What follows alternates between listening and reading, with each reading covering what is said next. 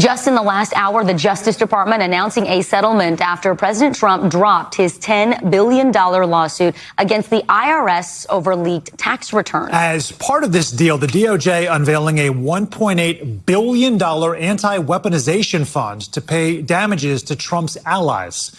NBC News White House correspondent Monica Alba is joining us now with more on this. So I realize this is just coming to light at this moment, Monica. The president moving to drop his case against the IRS. Remind us where that comes from, the origin of this. And hours before the settlement was announced, what else is in the deal? Yeah, Sam and Vicky, this is pretty significant for a couple of reasons. You mentioned that lawsuit specifically with the IRS. That was something that related to the president and his adult sons and their tax returns. Remember that essentially he was suing the government, the Internal Revenue Service, over that. Now, in a settlement over that case, they are now setting up that anti-weaponization fund, which is also really significant for a couple of reasons because it's unclear exactly how that's going to work, but essentially the plaintiffs in this case, the president and his sons, have agreed that they're not going to get any kind of formal payment. What's happening, people? Welcome to Dr. John Podcast again. A federal judge has raised the specter of fraud on the court in connection with Trump's IRS settlement and the $1.8 billion anti-weaponization fund, forcing Trump's legal team to explain themselves under the most serious legal standard available. The question is whether the judicial process itself was corrupted through deception, striking at the very heart of legal system integrity. The story begins with the $10 billion IRS lawsuit that Trump filed against the government, a case that produced a settlement that stunned legal observers across the country. The government agreed to drop tax claims against Trump, his sons, and the Trump Organization. They agreed to bar future audits of Trump and his family, and they agreed to root somewhere between $1.7 and $1.8 billion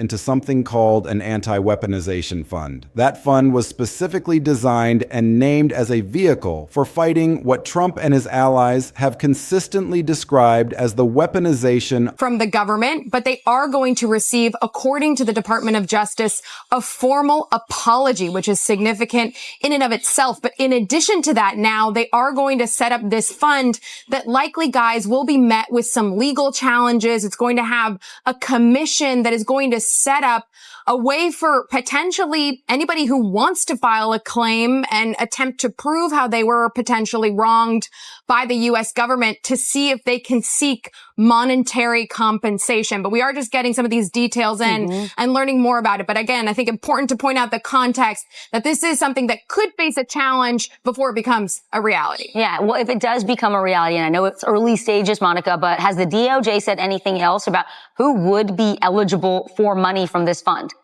Essentially, anybody who wants to make a claim, who says that they were potentially wronged either by the previous administration or a past administration. They say there's no partisan requirement to apply for this, that anybody from any political party can do so. Of the justice system against them. The irony of what's now unfolding is almost too perfect to believe. The House Democrats' litigation task force immediately challenged this settlement as a collusive sham that violates Congress's exclusive power of the purse. They argued that the settlement was essentially a backdoor way to give Trump billions of dollars without congressional approval. The settlement, they said, was structured to look like a legitimate legal resolution when it was really a political payoff disguised as a court settlement. The fact that the government was willing to bar all future audits of Trump and his organization raised serious questions about whether this was a genuine resolution of a genuine legal dispute or something much more troubling. Then came the fraud on the court allegation. A third party filed a motion with the Miami judge who had presided over the case, alleging that the anti-weaponization fund settlement was fraudulent. A federal judge on Friday blocked the Trump administration from setting up a nearly $1.8 billion fund to compensate victims of what the president has called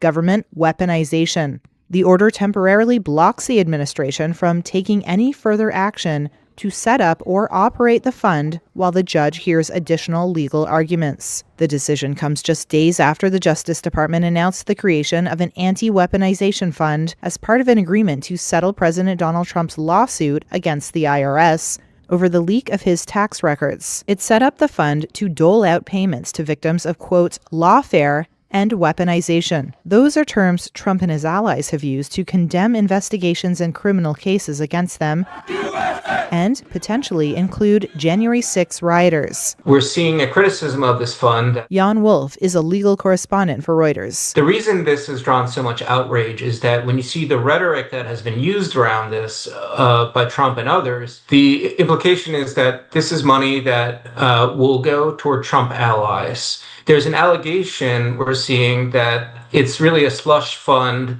The motion argued that the settlement had been presented to the court in a way that deceived the judge about its true nature and purpose. The judge took this allegation seriously enough to reopen the case and order an examination of whether fraud on the court had actually occurred. This is an extraordinary step. Federal judges don't reopen settled cases lightly. They don't order fraud on the court inquiries unless they have reason to believe something seriously wrong has occurred. Now we come to the most explosive development of all. According to attorney and commentator Michael Popok, writing on Substack, Judge Williams has issued an order directing Trump's lawyers to explain whether they deceived the court during settlement negotiations. The judge has explicitly raised the specter of fraud on the court and deception in how the deal was presented. This is the most serious possible scrutiny a settlement can face. Fraud on the court goes to the integrity of the judicial process itself. It's not about whether one party defrauded another. It's about whether the court itself was deceived. And the consequences of a fraud on the court finding are devastating. Settlements can be set aside. Attorneys can face professional discipline. And the entire legal resolution can be unraveled. For Trump to funnel money,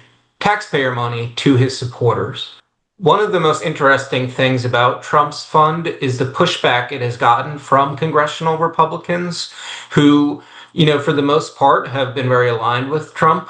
We're seeing real fissures in that relationship because of this development. One reason you're seeing Senate Republicans like Mitch McConnell and John Thune speak out against this settlement is the acting attorney general, Todd Blanche, during testimony to Congress, would not rule out that January 6 rioters would be eligible for compensation. Well, as it makes plain, anybody just let me know if they're eligible for the fund. As was made plain yesterday, anybody in this country is eligible to apply if they believe they're a victim of weaponization. Trump has backed the weaponization fund, writing in a social media post that he is helping those he described as abused by the Biden administration. Popok characterizes Trump's lawyers' response to this order as woefully insufficient. He says the filing did not answer the judge's key questions. It did not walk back any representations that may have been false. And it did not provide the detailed accounting the court had demanded. The characterization of woefully insufficient and stonewalling are Popok's editorial assessments of the filing rather than the judge's documented findings. We need to maintain that distinction throughout this discussion, but the fact that an experienced legal commentator is making these assessments suggests that the response may have been less than adequate in the eyes of observers who understand what courts expect when they ask hard questions. There's another important detail here that deserves attention. Trump's own legal team provided a link to a Panorama documentary that they claimed supported their position. But here's the problem. That documentary simply couldn't be watched by viewers in the United States unless they used a VPN. The link provided showed that American viewers would be locked out. The documentary wasn't actually available to watch through US channels. This is the kind of detail that judges notice. When you provide a source to support your legal argument, and that source isn't actually accessible to the court, it raises questions about whether you're being straightforward or whether you're trying to create the appearance of support without actually providing the substance. The broader context here is absolutely critical to understanding why this matters so much. The Trump administration has a documented pattern of encountering judicial constraints and then responding to those constraints in ways that produce further judicial scrutiny. We've covered the tariff rulings, the H-1B injunctions, the Kennedy Center name removal fights, and the executive order blockings. But the court order compliance pattern is something different. It's not about whether the administration wins or loses in court. It's about how the administration responds to court orders after they're issued. The CBS News documented contempt finding against Trump in the New York civil fraud investigation is a perfect example. Judge Engoron held Trump in civil contempt and fined him $1,000 per day for failing to turn over subpoena documents. The documented basis for that contempt was that Trump produced 0 documents past a court-order deadline. 0. Not some documents, not an incomplete production, 0 documents. The judge found that Trump's team treated a court-ordered document production deadline as optional until a contempt finding forced compliance. That's not a political characterization. That's a documented judicial finding with a specific financial sanction attached to it. The BBC documented Rhode Island temporary restraining order violation is another example. A federal judge found that the Trump administration had violated a TRO by continuing to freeze federal grant funds despite a clear order to restore them. The judge explicitly said the funding pauses violate the plain text of the TRO. That's not ambiguous, that's not a close call, that's a judicial determination that the administration's interpretation of the order was not legally valid. The administration's defense was that it was trying to root out fraud through the funding review, but the court found that this justification didn't matter because the order was clear. The funding had to be restored, and it wasn't. These documented instances of court order noncompliance have led legal experts to warn about a constitutional crisis. NPR documented the Brennan Center's warning that ignoring court orders, especially if it escalates to defying higher courts, pushes the country toward a constitutional crisis. The Brennan Center statement that obeying court orders isn't optional reflects the professional legal community's assessment of what sustained court order noncompliance means for the rule of law. When courts issue orders and the executive branch doesn't comply, the system breaks down. The courts lose their authority. The rule of law becomes a suggestion rather than a requirement. The weaponization narrative versus fraud allegation irony is the specific political context that makes this story so compelling. Trump's broader political narrative has characterized the DOJ, the courts, and the entire accountability system as weaponized against him. The anti-weaponization fund at the center of the IRS settlement allegation was specifically designed and named as a vehicle for fighting that weaponization. The fraud on the court inquiry is an allegation that the anti-weaponization fund vehicle was itself created through deception of the court. The weaponization narrative versus fraud allegation dynamic is the documented picture of the administration accusing the justice system of weaponization while facing allegations that it weaponized the settlement process. The legal mechanism at the heart of this story is one of the most serious findings available to federal courts, and understanding exactly what fraud on the court means is essential to grasping why this development is so explosive. Fraud on the court is distinct from ordinary fraud between parties to a litigation. It occurs when a party deceives the court itself through misrepresentations to the judge, concealment of material information from the court, or conduct that corrupts the judicial process.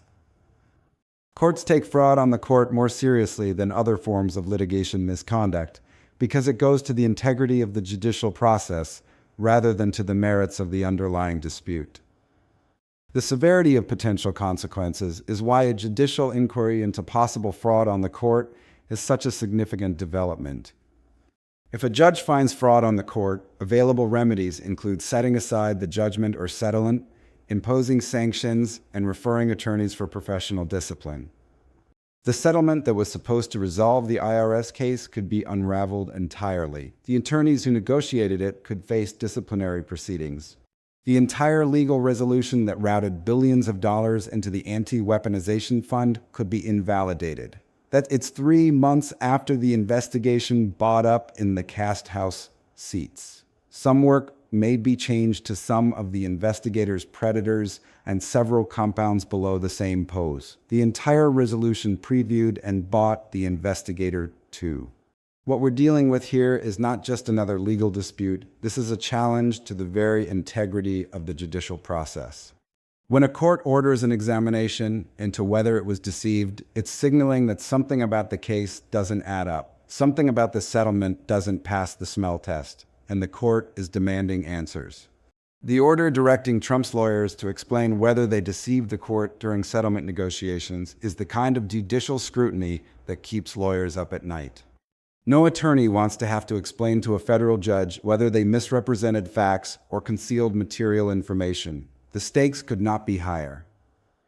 The response from Trump's legal team, as characterized by Popak, raises serious questions about whether they're taking this inquiry seriously enough. Popok says the filing did not answer the judge's key questions. It did not walk back any representations that may have been false, and it did not provide the detailed accounting the court had demanded. If that characterization is accurate, and Trump's lawyers are essentially gambling that the judge won't push this any further, they're betting that the court will accept a vague response rather than demanding specifics. That's a dangerous bet to make with a judge who has already shown a willingness to reopen a settled case and order a fraud on the court inquiry. The documented pattern of court order compliance issues that we've seen throughout the Trump administration makes this situation even more concerning. We've covered the Engoron contempt finding, the Rhode Island TOR violation, and the Brennan Center constitutional crisis warnings. These aren't isolated incidents, they're part of the pattern. And when you look at this pattern alongside the fraud on the court inquiry, you start to see a troubling picture of how the administration approaches judicial authority. Orders are treated as suggestions, deadlines are treated as optional, and judicial scrutiny is treated as something to be managed rather than something to be respected. The Engoron contempt finding is particularly instructive because it shows what happens when a court decides it's had enough. Judge Engoron didn't just warn Trump about the document production. He didn't just ask nicely. He imposed a $1,000 per day fine and kept imposing it until the documents were produced. The documented basis for the contempt was that 0 documents were produced past the deadline. Not an incomplete production, not a production that raised privilege issues, 0 documents. The court found that Trump's team simply ignored the order until the financial consequences became too painful to ignore. That's not a good faith disagreement about the scope of discovery. That's contempt. The Rhode Island TRO violation is similar.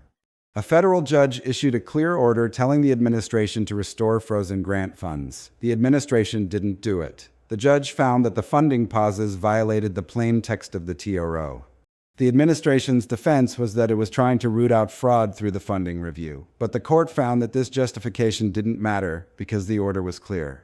You can't keep defunding programs just because you think you have a good reason to do so. If the order says restore the funds, you restore the funds. Period. The Brennan Center's warning about constitutional crisis is the logical conclusion of this pattern. When courts issue orders and the executive branch doesn't comply, the system breaks down. The courts become powerless to enforce their rulings. The executive branch becomes the final arbiter of what the law means, and that's not how a constitutional democracy is supposed to work. The Brennan Center's statement that obeying court orders isn't optional is a warning that we're approaching a dangerous threshold. If this pattern continues, if the administration keeps treating court orders as suggestions, we're going to face a genuine constitutional crisis. The IRS specific allegations fit perfectly into this pattern. The settlement that routed billions into the anti-weaponization fund was already controversial. The House Democrats' litigation task force challenged it as a collusive sham. Third parties filed fraud on the court allegations, and now a federal judge has ordered an inquiry into whether the court was deceived. Whether the response from Trump's lawyers was truly woefully insufficient is a determination that the judge will ultimately make. But the fact that an experienced legal commentator like Popok is characterizing it that way suggests that there are serious questions about whether the response met the court's demands. The specific detail about the Panorama documentary is emblematic of the kind of issues that arise when courts start scrutinizing representations made during litigation. Trump's legal team provided a link to a Panorama documentary that they claim supported their position. But the documentary simply couldn't be watched by viewers in the United States unless they used a VPN. American viewers would be locked out. The documentary wasn't actually available to watch through US channels. So what was the point of providing the link? Was it a genuine attempt to provide supporting evidence? Or was it an attempt to create the appearance of support without actually providing anything useful? These are the kinds of questions that judges ask when they're investigating potential deception. Fraud on the court requires knowing and intentional deception, a high bar, but the unusual IRS settlement structure and lack of congressional oversight are raising serious questions. If the judge finds fraud, the settlement and $1.80 billion fund could be invalidated, and Trump's attorneys could face professional discipline, with implications for the entire judicial system. Trump's team will argue good faith and political motivation, but the stakes couldn't be higher. But here's what those arguments run into when you apply them to the documented record. The BBC documented Rhode Island judicial findings specifically said the funding pauses violate the plain text of the TRO. That's not a good faith disagreement about ambiguous language. That's a judicial determination that the administration's interpretation was not legally valid. The Engoron contempt finding was based on 0 documents being produced past a court-order deadline. That's not a good faith dispute about the scope of discovery. That's ignoring a court order until you get fined for it. And the Miami judge's decision to reopen the IRS case is documented evidence that the fraud on the court allegation was sufficiently serious for the presiding judge to reopen examination of the settlement. The intersection of the Substack-sourced IRS-specific allegations and the mainstream documented court order compliance pattern creates a combined accountability picture that's impossible to ignore. On one hand, you have the specific fraud on the court inquiry described by Michael Popek, with its characterization of a woefully insufficient response from Trump's lawyers. On the other hand, you have the documented pattern of court order noncompliance established by CBS News, BBC, NPR, and the Brennan Center. These two pictures reinforce each other in ways that make the overall story more compelling than either element would be on its own. The Substack source development needs to be understood with its appropriate caveats. Popek is an advocacy-oriented commentator rather than a neutral news organization. His characterization of the response as woefully insufficient and stonewalling reflects his editorial assessment of the filing rather than the judge's documented findings. We cannot and should not treat his assessments as equivalent to judicial determinations. The judge will ultimately decide whether the response was sufficient. The judge will ultimately decide whether fraud on the court occurred.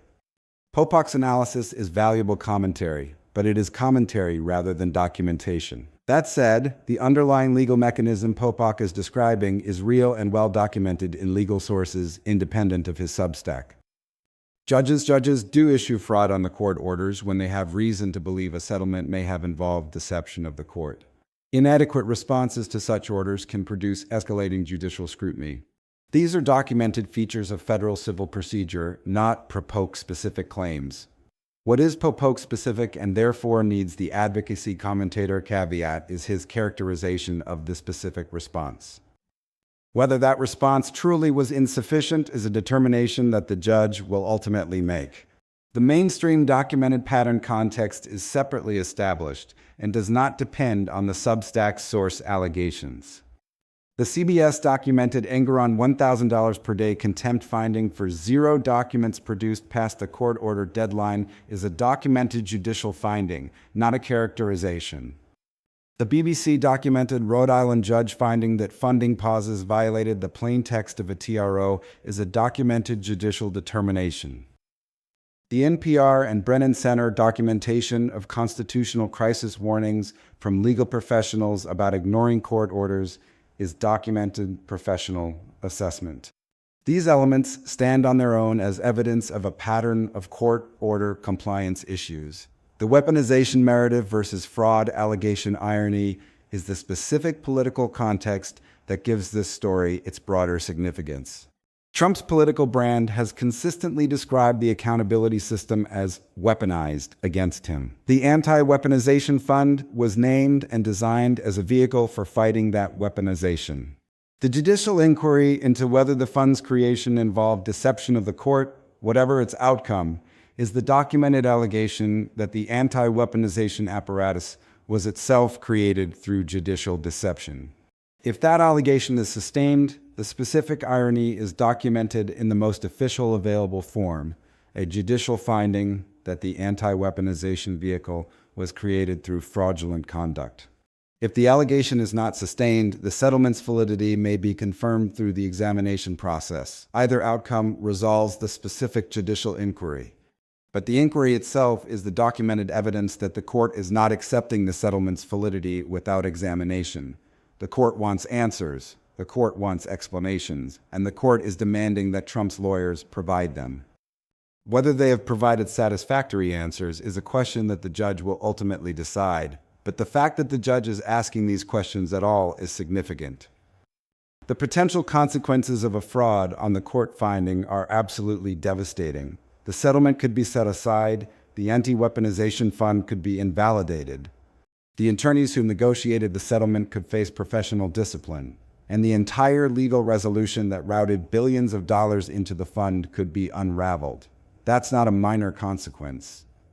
That's potentially catastrophic for everyone involved. The administration would lose billions of dollars in funding. Trump would lose the protection from audits that the settlement provided.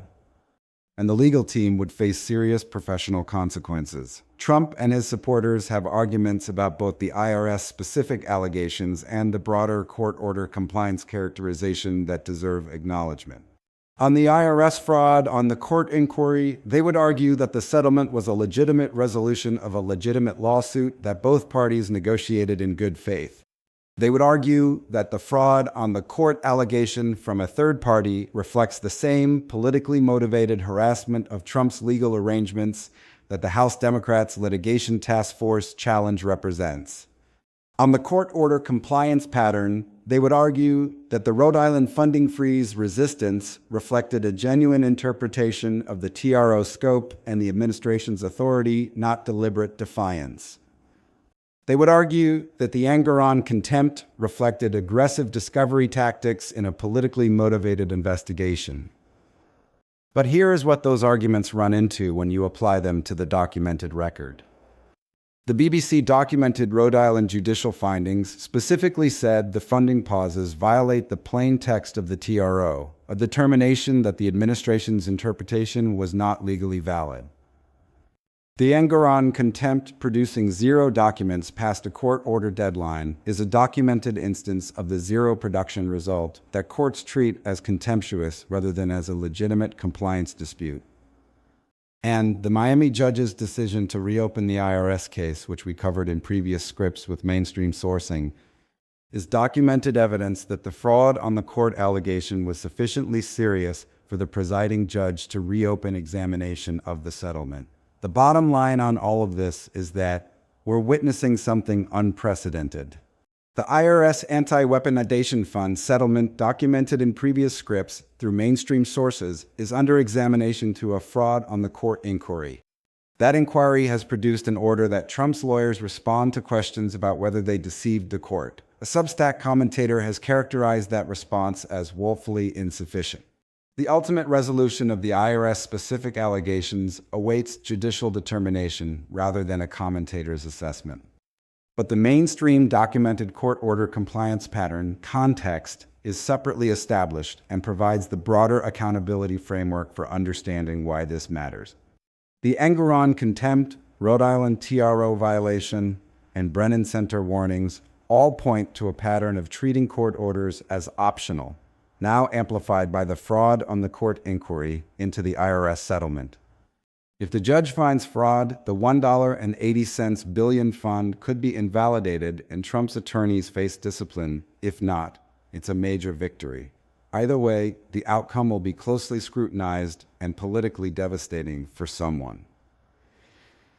The appropriate framing for each element of this story is essential to understanding it correctly. The IRS-specific allegations come from a Substack source and require an advocacy commentator caveat. The characterization of the response as woefully insufficient is Popok's editorial assessment rather than a judicial finding. The broader court order compliance pattern is documented by mainstream sources and stands on its own evidentiary footing. The weaponization narrative versus fraud allegation irony is the specific political context that gives this story its broader significance. And the potential consequences of a fraud on the court finding are the high stakes that make this story so compelling. This is going to be a major story as the investigation unfolds. The American people are going to be watching closely. They're going to see whether the powerful are held accountable. They're going to see whether the rule of law still means something. And they're going to see whether the administration's relationship with judicial authority is sustainable, or whether it's heading toward a genuine constitutional crisis. The documented pattern of courts drawing lines and the documented instances of the administration's responses to those lines are the combined story of how the second term's relationship with judicial authority is developing in real time.